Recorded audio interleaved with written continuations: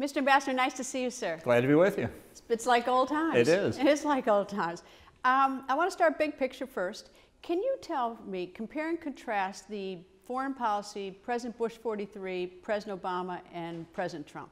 Well, I think President Trump, in his campaign, said his objective was to put American national interest first. And I think that's been the hallmark of his first year plus in office.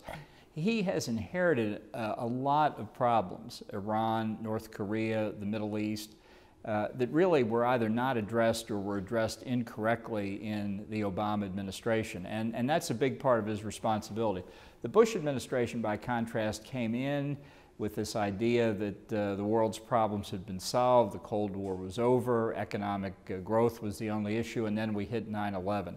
So really, his presidency was very different. But I think President Trump's got a series of problems to resolve, and he's systematically working his way through it. What's sort of interesting, because if you look back historically, like North Korea, for instance, back in the beginning, President Clinton tried to do something, and successive presidents did, and even moving the embassy in Israel, which has been a promise by the U.S. Congress in 1995. President George W. Bush said he was going to do it. President Obama said he was going to do it, and now apparently it is going to be done. Yeah, well, this goes to the credibility of the United States, and particularly the President of the United States. So when President Trump says, like every other former successful presidential candidate, I plan to move the U.S. Embassy in Israel to Jerusalem, and then he does it, that's not simply something that has an effect on the conditions in Israel, but it says to world leaders all around the world, when he says he's going to do something, he does. And I think, likewise, his recent decision to withdraw from the Iran nuclear deal, which he talked about all the time during the campaign and made clear even after he became president,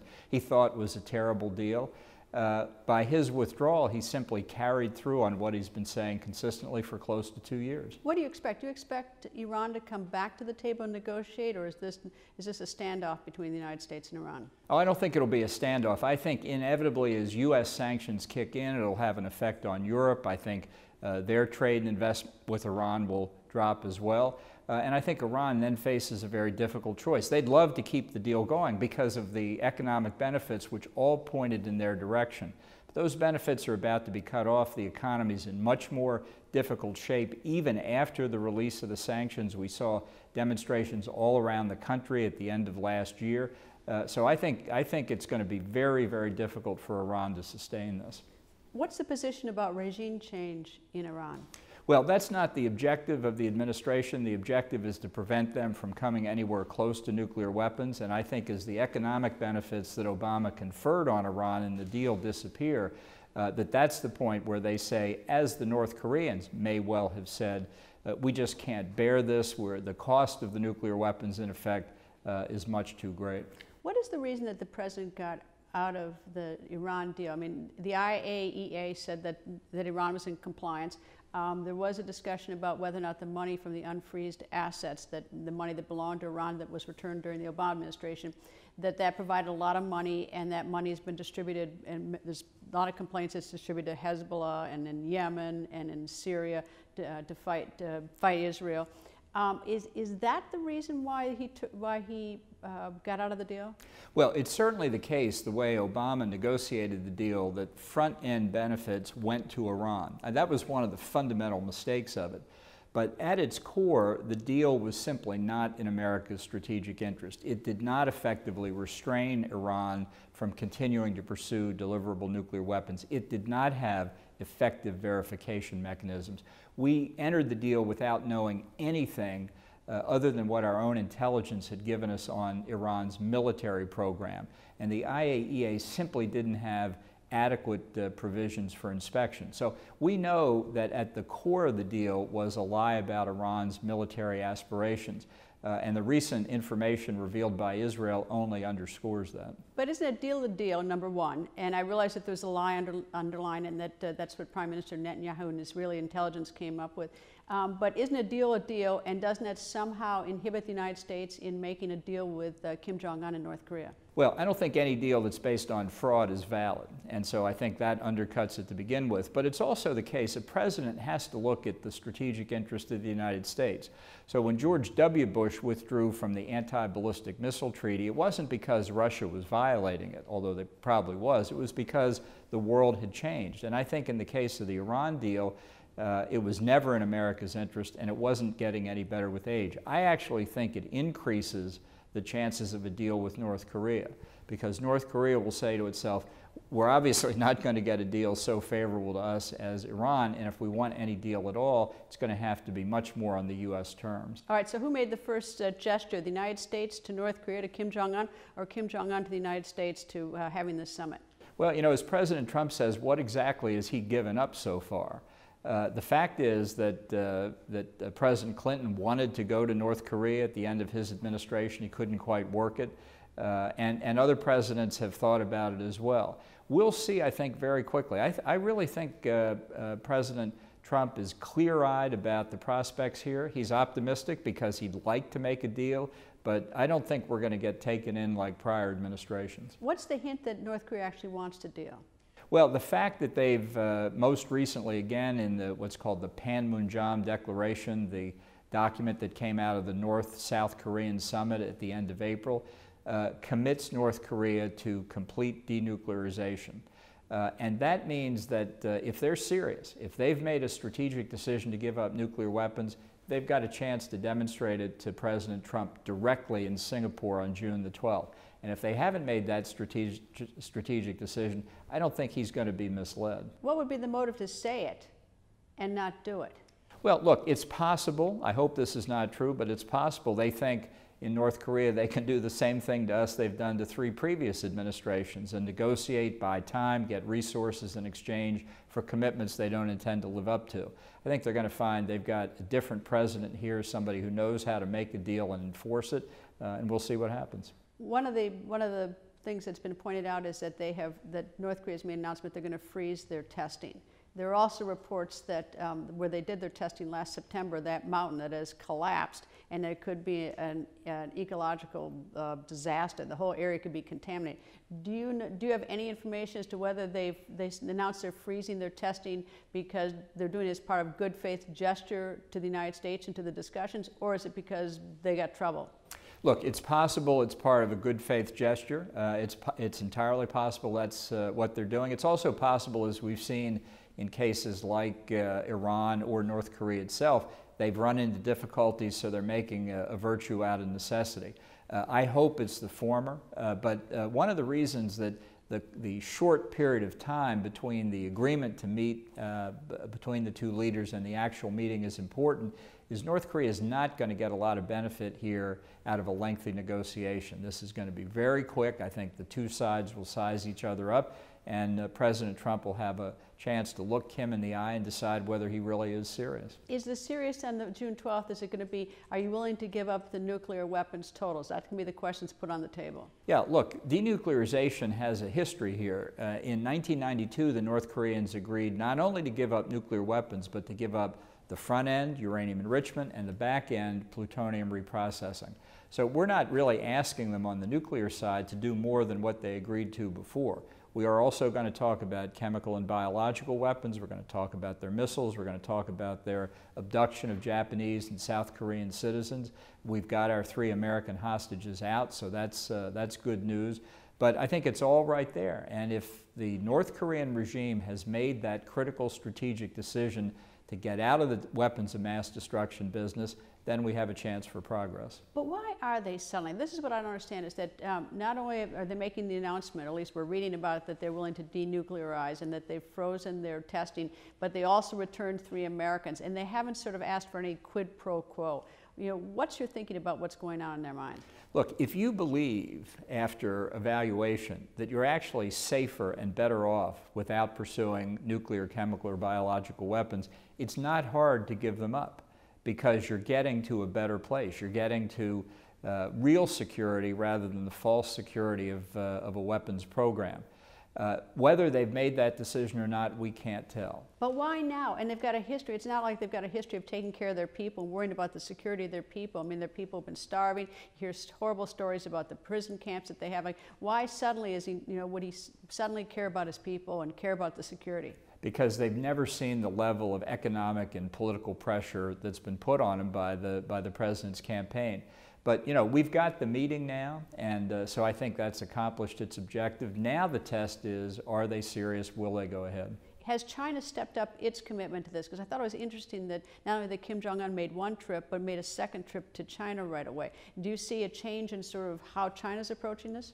Well, the president had an excellent conversation with Xi Jinping just a few days ago. He's made it very clear we're not letting up on the pressure while the preparations for the meeting go ahead.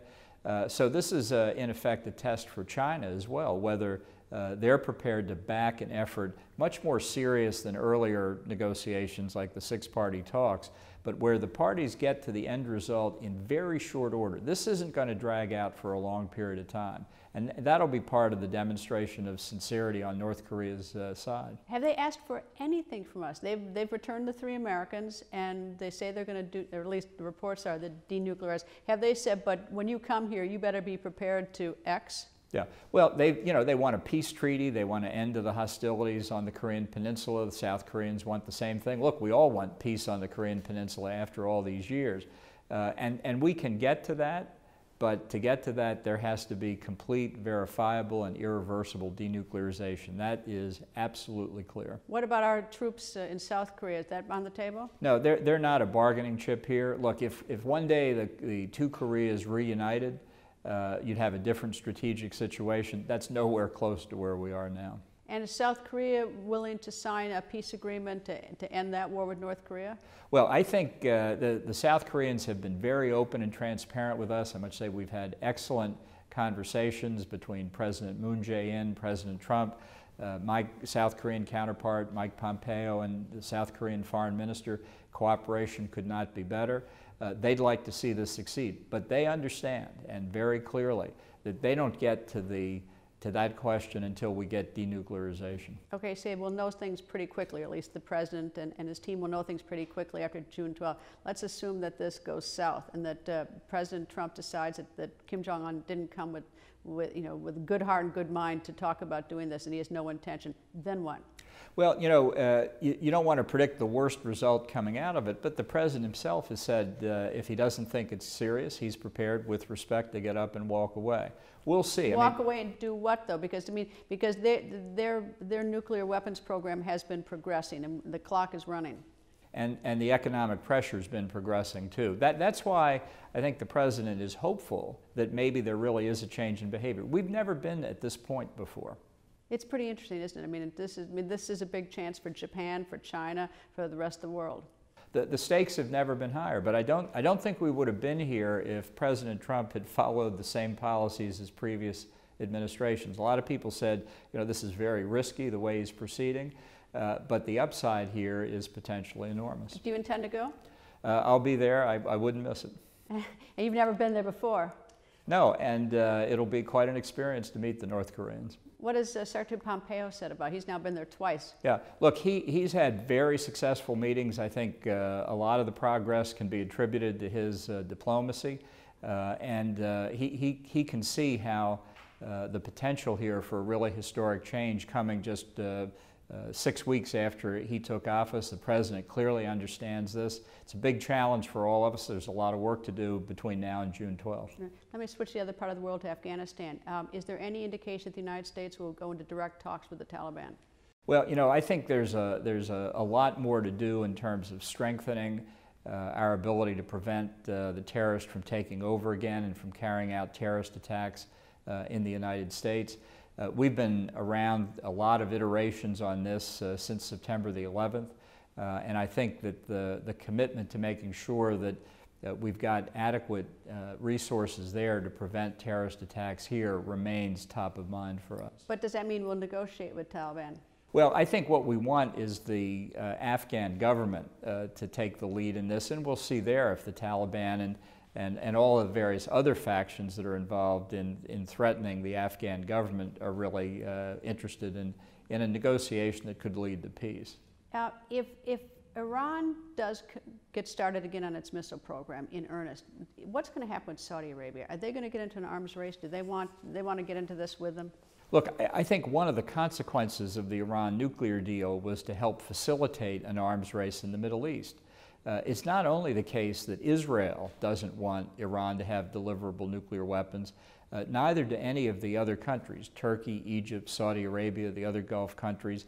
And one of the fears I think that we have is that the failings of the Iran deal, the ability of Iran to continue to pursue nuclear weapons, simply incentivizes other countries to create their own indigenous nuclear capability. So unless this deal were eliminated, you would have laid the groundwork for a nuclear arms race in the world's most volatile region. Where's Putin been on all these discussions? He's been relatively silent in Russia on whether it's the Iran deal. We haven't seen a lot about him, or even North Korea. Well, I think Russia's in a difficult position in a lot of respects. The president has put in a lot of very tough sanctions on Russia. I don't think he gets adequate credit for that. There's a lot of politics involved here in this country. The president's actions against Russia have been very strong. And I think the Russians have felt that. Now, they've also been out trying to extend their influence in Ukraine, other places in Central and Eastern Europe, in Syria, in the Middle East. So there's a lot on the agenda with Russia. And I think some of the steps we've taken, they have not expected either. I think President Trump has demonstrated he's obviously not Barack Obama, but he's not others of his predecessors either. You know, it's sort of interesting to watch the world. The United States is hoping to get help with North Korea from China, yet at the same time, China is developing a bigger footprint in Africa. As we have more trouble with Pakistan, they're getting more involved with Pakistan. It seems like in some instances that that they're encroaching in different parts of the world. Look, China is definitely using the benefits of 30 years of economic growth. They've taken advantage of what happens when you move away from a Marxist economic system. They've put a lot of money into their military. They're trying to expand their influence all around China's periphery, in the East China Sea, the South China Sea, in India, with the so-called One Belt, One Road project all over Central Asia, the Maritime Silk Road. They're pressing out in a lot of ways, and I think the world's looking to see how the United States reacts to it. Frankly, until this administration, we've barely reacted at all, and I think that's changing now. What about the South Sea? China seems to be expanding the South Sea. They're creating these islands and appear to be military bases. I mean, they're expanding into the South Sea, and you've got the Philippines very distressed by it. You've got Japan, and I mean, that's where so much shipment, so much sea transport goes through that area. And it seems that China is moving into there pretty heavily. Yeah, this is clearly something that we're going to have to deal with, this expansion, this militarization of the South China Sea. We also have enormous trade issues with China, and that's on the table now in ways that even some of the president's opponents have recognized that he's taken a very strong line. Tom Friedman and others in the New York Times, really kind of interesting to watch. But that means you have to have a comprehensive strategy to deal with China, and that's something that I think we're seeing in this administration we haven't seen before. What about our neighbor, Venezuela? Well, look, it's a tragedy what's happening there under Chavez and Maduro. The economy has collapsed. People are really in difficult shape. The influence of Cuba has grown. You know, in Latin America, they sometimes call the problem Cubazuela because of the Cuban influence there. I think, as we just saw in the recent Summit of the Americas, Vice President Pence represented the United States. The Latin American countries see this as a real problem, not just for the United States, but for the entire hemisphere. If you could have a real free and fair election in Venezuela, Maduro would be out the door. But he's created, after Chavez, a really repressive system, and it's a deep problem. So is it the United States' position sort of just to sit and watch, or what is our strategic program? Well, I think what we've indicated is that increasing the pressure and the exposure about what's actually happening in Venezuela is something that hopefully the other Latin American countries will come together on. It also ties into what the president did in Cuba, where he essentially substantially reversed what the Obama administration did because of the continued abuses of human rights there. So it's, this is still in the works, but it's not something that we should find acceptable to see these kinds of authoritarian regimes in the Western Hemisphere. But it doesn't get a lot of attention in the media. I don't read much about Venezuela, and it's so close to the United States. Yeah, and it's really the devastating impact on the lives of the people in Venezuela isn't much appreciated here either. And that's something that we tried to highlight at the Summit of the Americas. And as I say, I think around Latin America, it's pretty hard to find anybody who's willing to defend Maduro and his regime. So how's the job? It's great. I must say, it's even better than being a Fox News contributor. What'd you wear for you? How about you an ambassador? How about you an ambassador? No, look, it's an honor to serve the country. It's an honor to give the President advice. I'm very clear what my role is. I'm the National Security Advisor. I'm not the National Security Decision Maker. And you get a chance to present your views. My job is really to make sure everybody who's got a stake in an issue gets to present their views, and then the President decides. Is it a lot different on the inside than the outside? I mean, as we sit on the outside and try to watch to see what's going on in this administration or any administration, do you on the inside think if you only knew? Well, I think it's even more acute in this administration. The difference between the way you read about the administration in the press and sort of my experience in the West Wing every day, it's not only is it not like the television West Wing, it's not like what you read in the newspapers or see on the news. It's a completely different atmosphere. I think it's much more constructive. We're actually getting a lot done, and I wish people would focus on the substance of the policy instead of the imaginary politics. How do we bridge that gap, though? Because the media needs to get information, and how do we bridge the gap with the administration? Well, I think the bias of the press here is much more pronounced than in prior administrations. I've been in only Republican administrations where I think the bias of the press has been pretty clear, but it's worse in this administration. I think it's very hard to get a fair treatment. If we could do interviews and get coverage that focused on policy, people can have different views on policy, but that's what's going on. It's not a Game of Thrones where you sort of count who's up and who's down on any given day. Well, it certainly seems that it's not dull. It's a lot of fun. Indeed it is. Mr. Ambassador, thank you very much. Thank you.